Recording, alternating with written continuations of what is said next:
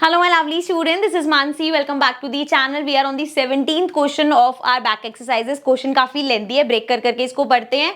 So Akhtar, Kiran and Rahul were riding in a motor car that was moving with a high velocity on an expressway when an insect hit the windshield and got stuck on the windscreen. So वो motor car पे जा रहे थे बहुत तेज velocity के साथ and उनके जो विंड स्क्रीन है विंड स्क्रीन पे आके इंसेक्ट हिट होती है. Akhtar and Kiran started pondering over the situation. Kiran suggested that the insect suffer a greater change in momentum as compared to the change in momentum of the motor car because the change in velocity of the insect was much more than that of the motor car. So वो कह रही है कि क्यों भैया वो आके ऐसे हिट कर गई और चिपक गई, क्योंकि वो कह रही है उसका change of momentum motor car के चेंज ऑफ मोमेंटम से उसके कंपैरिजन में ज्यादा था.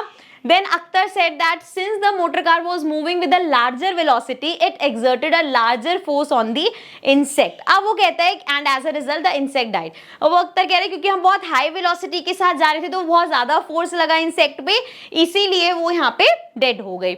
Now Rahul, while putting an entirely new explanation, said that both the motor car and the insect experienced the same force and a change in their momentum.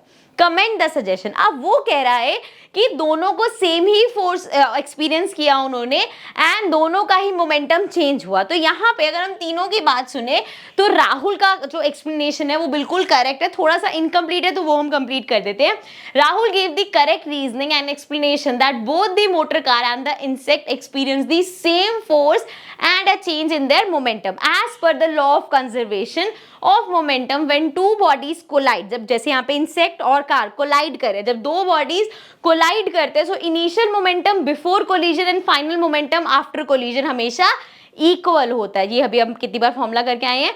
This the equal force is exerted on both the bodies, but because of the mass of the insect is very small, it will suffer greater change in velocity. दोनों का change in momentum हुआ, लेकिन insect जो है उसका change वो उसका मास compare करेगा मोटर कार से तो बहुत कम है, तो इसलिए उसने ग्रेटर वेलोसिटी का चेंज जो है वो एक्सपीरियंस किया. ठीक है, तो उसकी वजह से ही हुआ. ठीक है, तो ये तो हो गया एक्सप्लेनेशन.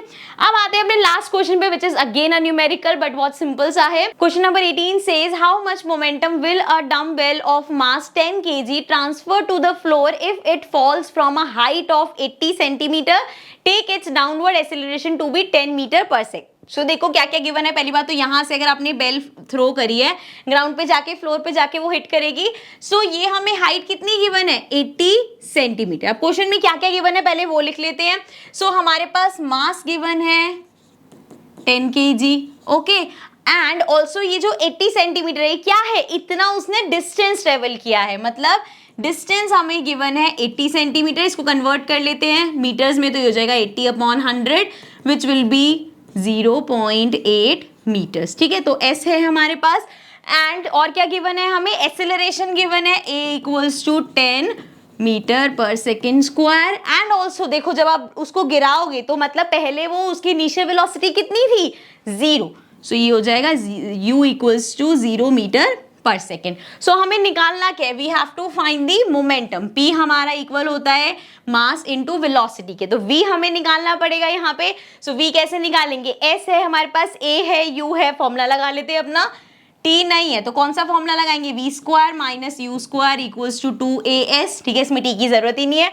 v हमें निकालना है, ये हो गया v स्क्वायर माइनस u कितना है 0 2, a कितना है 10 एंड s कितना है अभी हमने कन्वर्ट किया 0.8. तो ये हो जाएगा 0.8 इंटू 10 करेंगे 8 8 2 जा 16 एंड ये हो जाएगा v स्क्वायर, ये तो पूरा 0 ही हो जाएगा. v हमारा हो जाएगा अंडर रूट में 16, मतलब v इक्वल्स टू आ गया, वेलोसिटी हमारे पास आ गई 4, फाइनल वेलोसिटी 4 आ गई. अब यहाँ पे अगर वैल्यूज पुट करेंगे तो मास है 10 into final velocity v, sorry values put कर रहे थे ना, तो v है 4 विच इज इक्वल टू 40. तो मतलब कितना मोमेंटम एक्सपीरियंस करेगा फ्लोर 40 का. ठीक है जी, ऑल्सो यहाँ पे वो लगा लेना kg मीटर पर सेकेंड. ठीक है, मैं ये जो यूनिट्स वगैरह नहीं लगाती भाई, आप ध्यान रखना एग्जाम में. सो ये था हमारा लास्ट क्वेश्चन. सो इसके साथ ही हमारा चैप्टर होता है कंप्लीट. आई होप चैप्टर अच्छे से समझ में आ गया होगा, नोट्स क्वेश्चन आंसर सब क्लियर हो गए होंगे. And now I will see you with the new chapter. Do let me know in the comment section कि नेक्स्ट चैप्टर हम कौन सा करें. And also if there is any doubt please leave it in the comments down below. I will see you with the new chapter in the next video. Till then take care and bye bye.